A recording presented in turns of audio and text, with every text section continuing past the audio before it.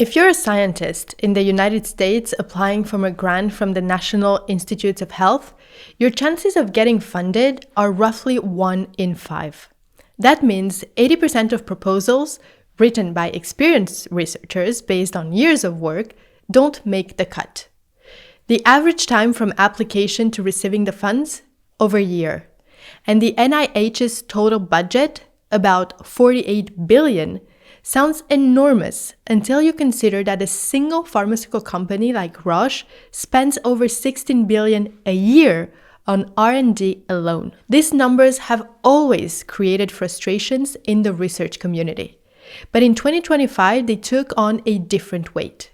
The NIH saw its grant success rates drop even further. The number of investigators winning the main research grant fell from about 7,700 to under 5,900 in a single year. Early career researchers saw their funding rates drop to 19%. Thousands of grants were frozen or terminated. For many scientists, the system they'd relied on their whole careers suddenly felt fragile. Now, this isn't an episode about NIH politics, but it's important context for what happened a few years earlier, in 2021, when a group of people, some from crypto, some from biotech, some simply frustrated with how slow the traditional system moves, decided to try something different. And what if you could use blockchain technology, DAOs, and tokenized intellectual property to create a new way of funding research? They called it DeSci, Decentralized Science. And depending on who you talk to, it's either a genuinely important innovation in how research gets funded, or a well-intentioned experiment still searching for proof that it can work at scale. The truth, as usual, is more interesting than either extreme. Welcome to Tech Anatomy.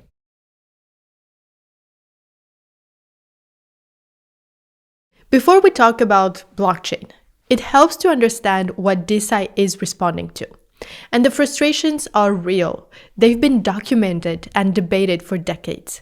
The traditional science funding model works something like a highly competitive talent show. A researcher spends months writing a grant proposal, sometimes 6 months or more of focused effort. They submit it to a funding agency.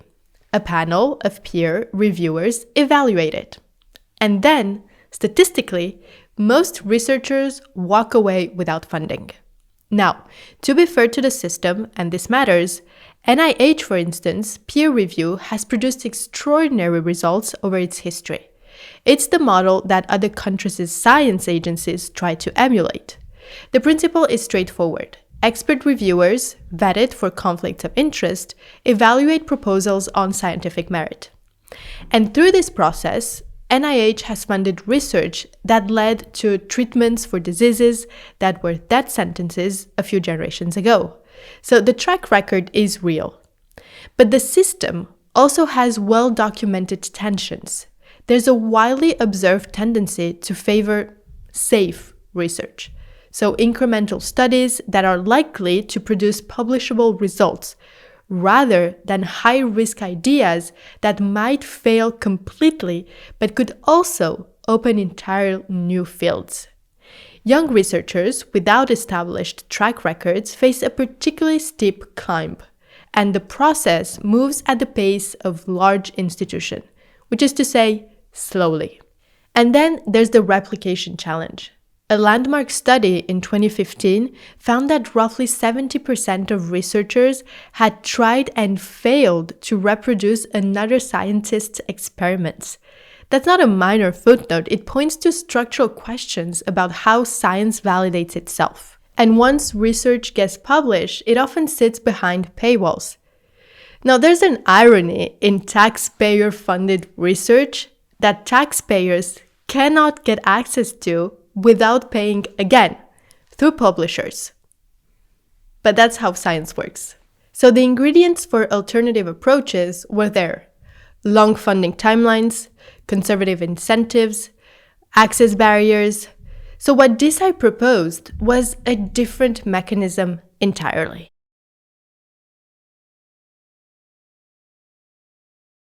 The mechanism came from an unexpected direction. Around 2019-2020, a company called Molecule was founded with a bold idea. What if you could tokenize scientific intellectual property? Here's the concept. Think of a patent, a legal document that says this invention was created by this company or this person. You can transform that patent into a digital token on a blockchain, one that can be owned, traded, and governed by a community.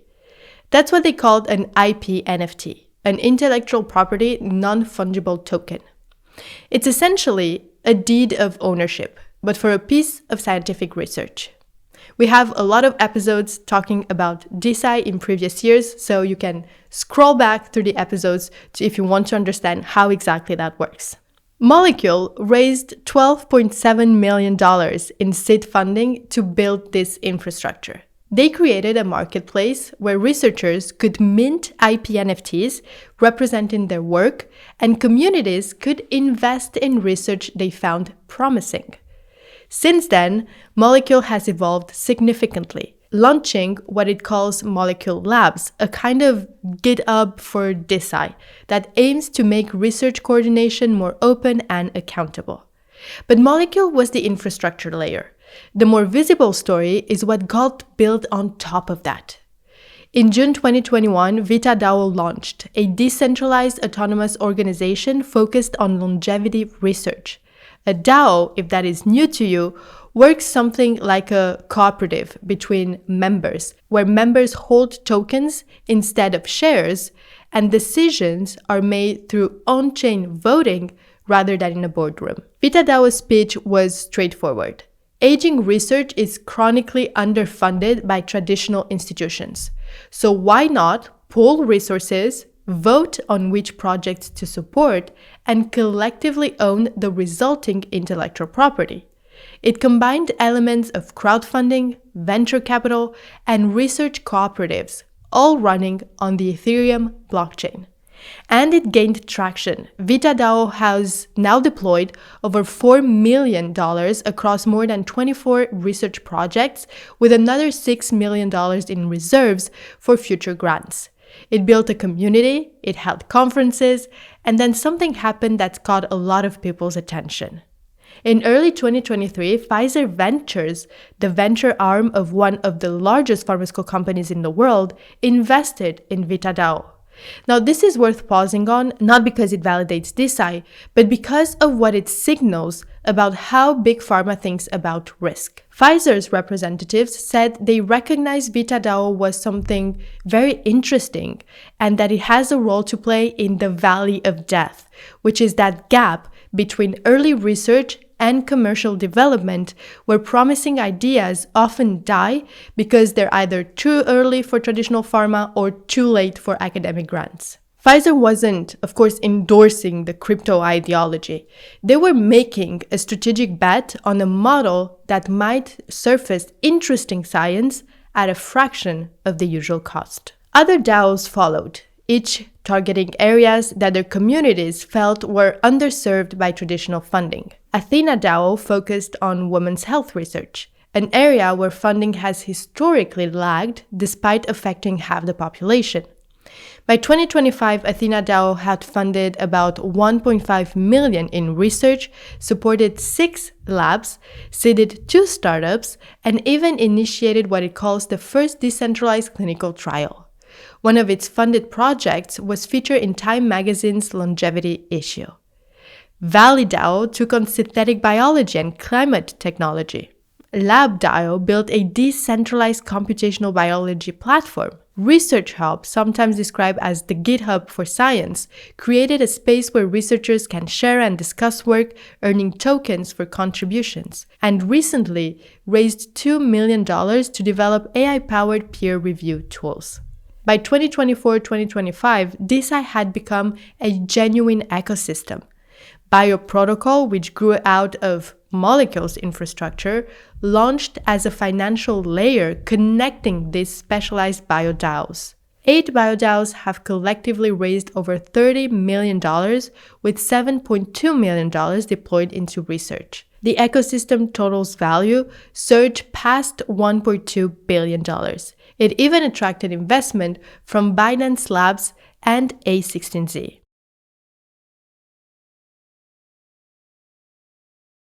Now, here's where we need to look at this honestly, because the story has real complexity. There's a common assumption that DeSci has already proven itself as a superior alternative to traditional funding, but the reality is more nuanced. The first tension is scale. The entire DeSci ecosystem, every DAO, every IP-NFT, every tokenized project, still represents a very small fraction of global research funding. The NIH distributes roughly $48 billion a year. DeSci's total deployment capital is in the tens of millions. That's not a criticism of DeSci's ambition, of course.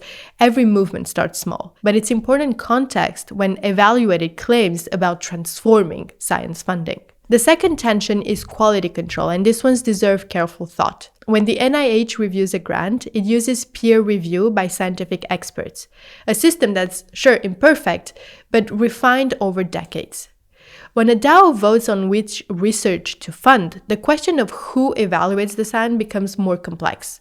Some DAOs have developed quite sophisticated review processes.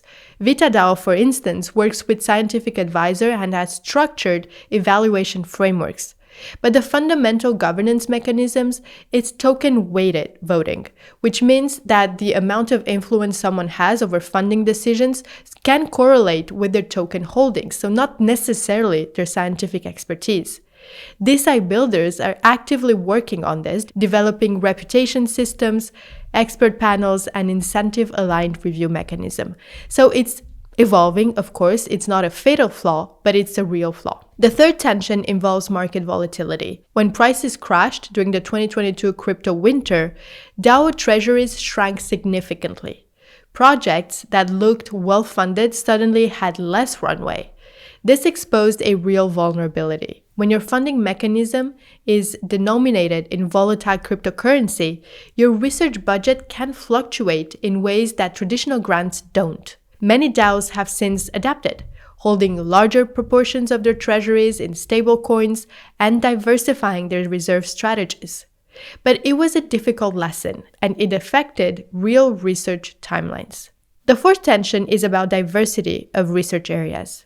Most DeSci projects cluster around longevity, biotech, and areas that appeal to the demographic that's most active in crypto communities. AthenaDAO and ValiDAO are notable exceptions, focusing on women's health and climate biotech respectively.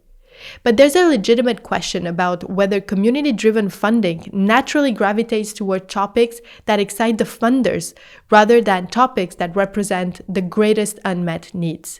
Where's the DeSci for neglected tropical diseases, for antibiotic resistance? This isn't unique to DeSci. Traditional funding has its own biases, but it's something worth watching. And then there's the regulatory landscape. IP-NFTs exist generally in uncharted legal territory. The EU's MiCA framework has begun to create some structure around crypto assets, and the US regulatory posture has shifted significantly since 2025. But the specific question of how tokenized intellectual property interacts with existing patent laws, security regulations, and international research agreement is still being figured out.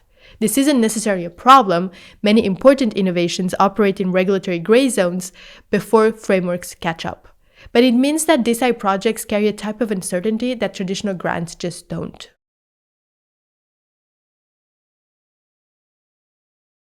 So where does that leave us? The most striking development is what happened recently with Gero, an AI-driven biotech company that VitaDAO invested in during its early stages. In 2025, Gero signed a research and licensing agreement with Chugai Pharmaceutical, a member of the Roche Group, that could be worth over $1 billion in milestone payments and royalties if products reach market. A company that received early DeSci funding is now partnered with one of the largest pharma companies on Earth.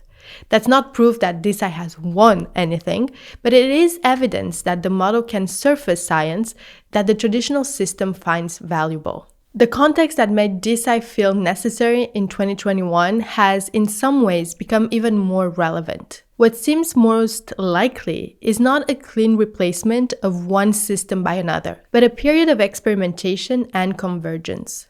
Some of DeSci's most useful ideas, like faster funding decisions, community participation in research direction, transparent IP ownership, may well get absorbed into traditional institutions. Some DAOs will find sustainable niches in areas that traditional funding underserves. Others will fade as the initial enthusiasm meets the long, expensive, unglamorous reality of actual drug development.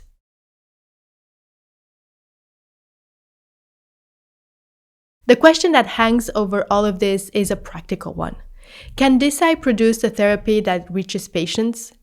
VitaDAO-backed projects are moving toward clinical trials. AthenaDAO has research advancing toward translational stages. BioProtocol is building infrastructure that could support dozens of new BioDAOs. But drug development takes a decade or more, and we're only a few years into this experiment. What we can say is that DeSci has identified problems that almost everyone in science agrees are real.